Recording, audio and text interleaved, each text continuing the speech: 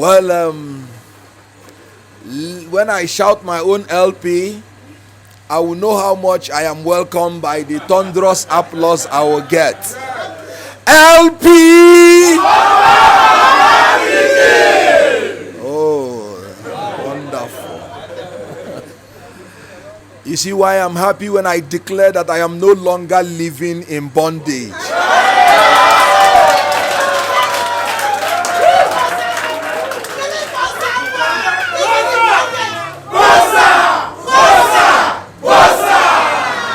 You know, when I was coming, I thought I was coming to meet friends. But now I know I've come home. The national chairman of Labour Party, celebrity chairman, Comrade Julius Abure, the deputy national chairman, the national secretary, the national vice chairman of the different geopolitical zones, all the members of the National Executive Council, with my national treasurer sitting by my side. I did not come alone. Meanwhile, the FCT chairman of this great party, Comrade Peter Diogu. Thank you.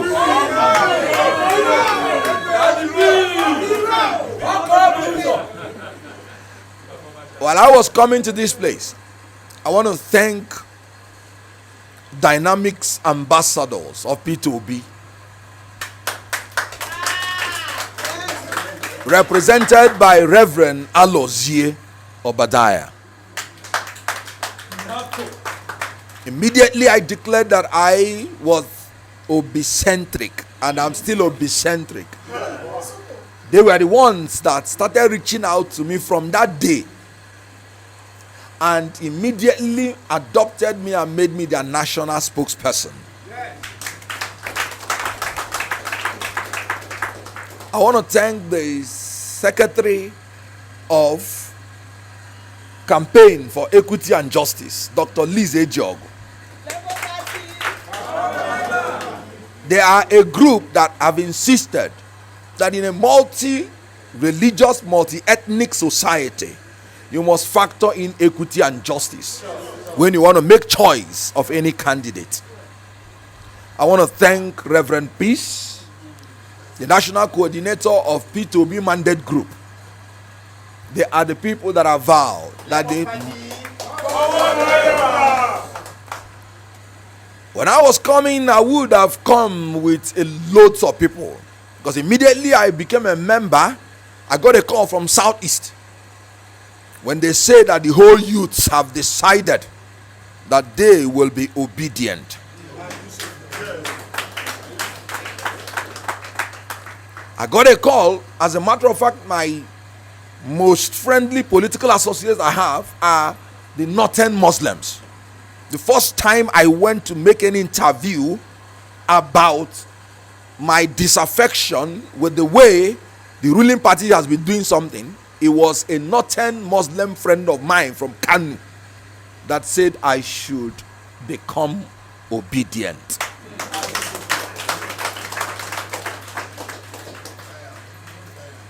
You do not know what you are going into, but let me tell you, this is the revolution we have been praying for.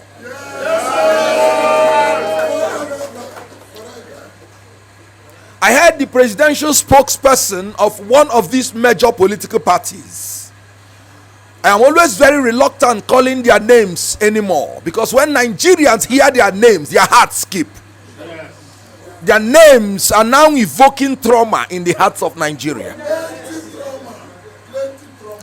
I heard one of the presidential spokesperson saying that democracy is noisy. I can understand why he's saying so. Because in his party, they have been exchanging ignorance through argument. And you know that empty vessels make the most noise. As I entered here and saw the harmony that is existing, brothers and sisters of this great Labour Party, we don't make noise in Labour Party, we make sound.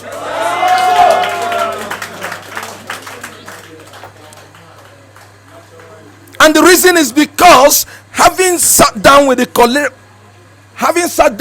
celebrity national chairman, I have discovered that in Labour Party, people sit down and exchange ideas through dialogue, through discussion. We do not argue. Argument is exchange of ignorance. Discussion is exchange of ideas. We make sound in Labour Party, we don't make noise. If their democracy is noisy, ours is sonorous. When the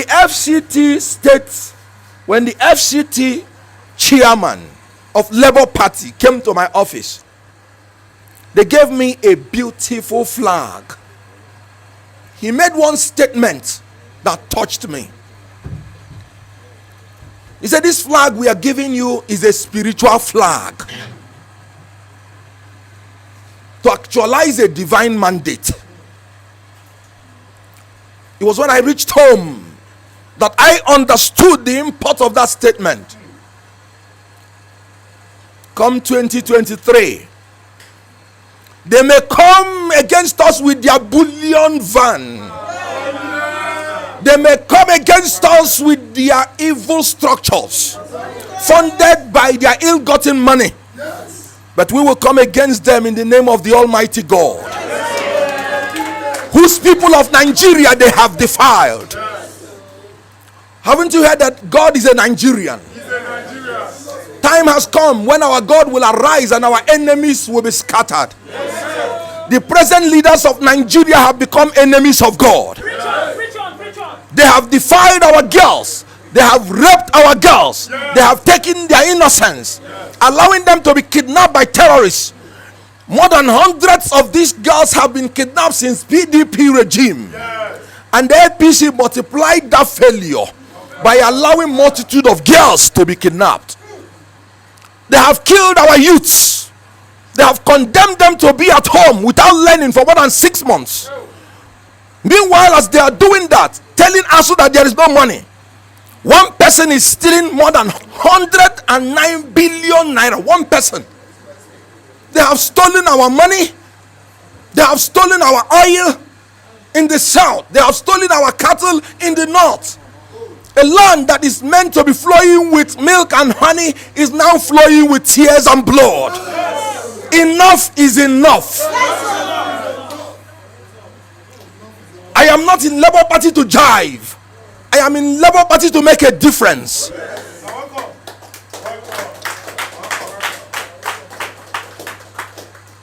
These leaders in any society, there is always a time when an idea will come, and that idea will bear the signature of God, and it will evolve on its own, and it will catalyze into a cacophony of cyclone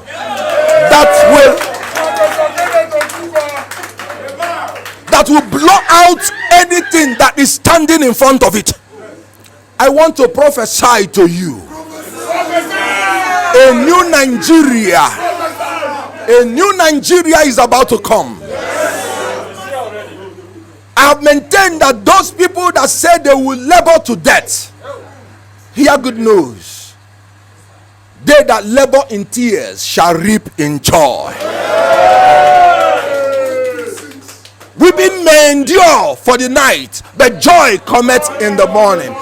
I am about to witness the dawn of a new era in Nigeria. What is happening now is not ordinary. It is uttered by God. And when God utters a thing, my faith tells me he will finish it.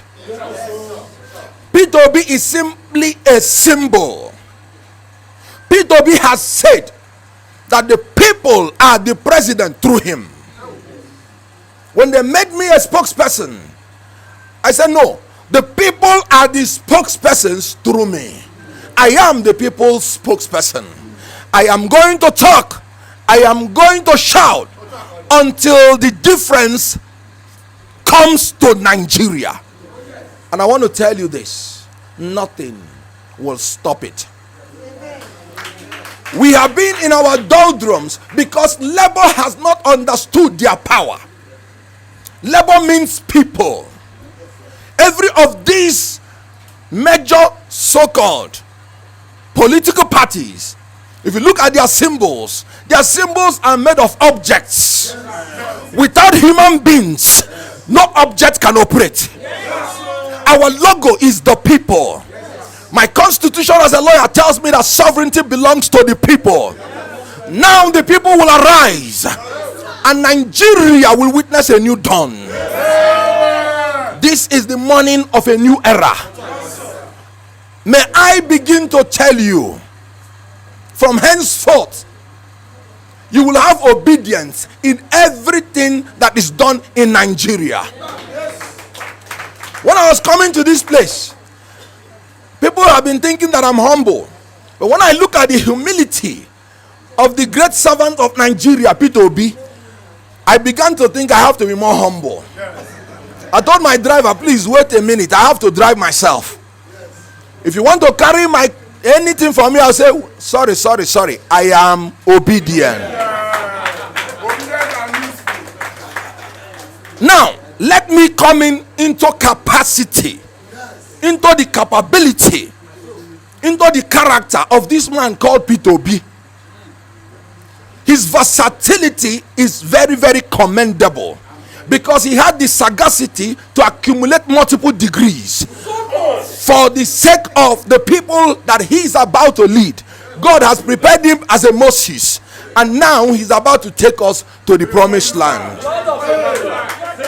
He has been trained in Nigeria, in Britain, in Switzerland, in America. He has visited all the developing countries, and when he gets there, there is one thing that strikes him. What is the development formula that transformed you from being a third world to a first world?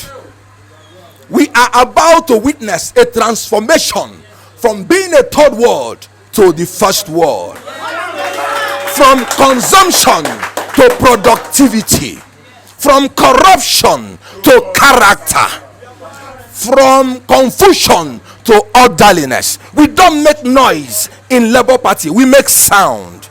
We don't exchange argument, we exchange ideas. We don't argue with discourse. That is why they say it is peaceful, and that is why we are here peacefully staying together. I want to thank all of you for this warm welcome. I want to thank all of you for being a part of this revolution. History will be kind to you, because this is the first time somebody will be following a political party and nobody is saying you're doing it because you're paid money. Don't you know that is the revolution? Abroad, they think that a Nigerian man cannot do anything except he collects bribe. Now today, Nigerians rising up to follow a man that the whole world knows did not give them money has rewritten that history. From a nation that has been derogated at, from a nation that the whole world has been looking down on us, we are about to be transformed to a nation that people will respect us. So I want to say that I am not just obicentric, I am now obediently obicentric.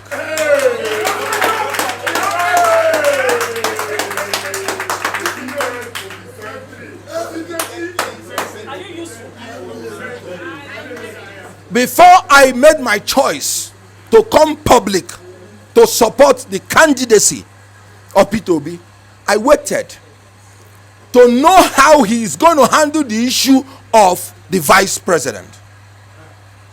It was important to me because I am the convener of the campaign for equity, justice, and fairness in Nigeria.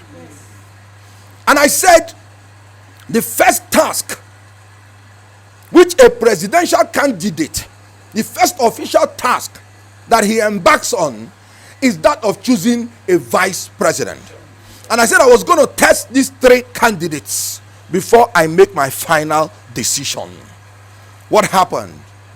In PDP, a candidate voluntarily set up a committee, which he was not supposed to do by the constitution. He outsourced that act, obviously because he is confused on what to do.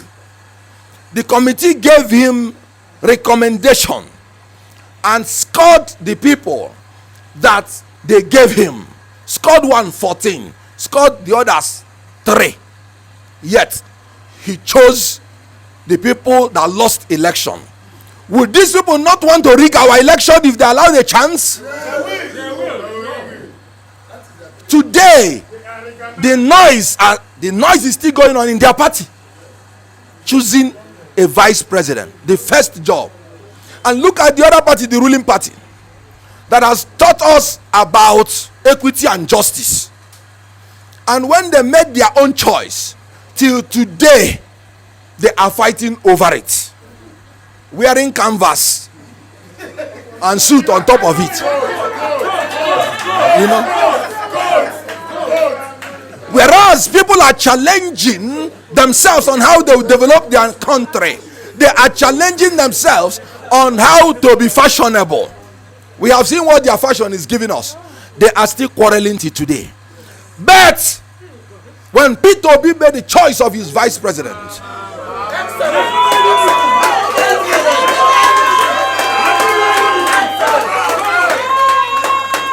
he made a choice of a cerebral man who comes from a region hitherto thought to be disadvantaged educationally, but who himself is so educated that he is building universities. Are you not seeing the transformation of the northern region already? Yes. He made a choice of a man with youthful energy like himself. Are you not seeing generational change? He made a choice. He made a choice of a man who would balance the ticket, because the constitution made it clear, when you want to form any association, it must cut across ethnic, linguistic, and religious barriers. It is only Labour Party that has cut across these barriers and fulfilled the constitution. When the Celebrity National Chairman was saying something, he was talking about happiness, joy amongst you. He's a lawyer. He did not know that he has just stated the economic objective of any government in power by the constitution. The constitution made it clear that the state shall manage the national economy in such a manner as to secure the maximum welfare, happiness of the people on the basis of social justice. And he made one statement. Look at it. Equality of status and opportunity. That is the constitution. None of these evil major political parties have done that. They have shared the cake that they have borrowed us into bondage. God forbid. Peter Obi is a man who delivered Anambra State from being a debtor state to a creditor state. I don't care how much they have borrowed. When Peter Obi comes to power, he is going to change Nigeria from being a debtor country to a creditor country. Because as far as I'm concerned, we shall lend, we shall not borrow.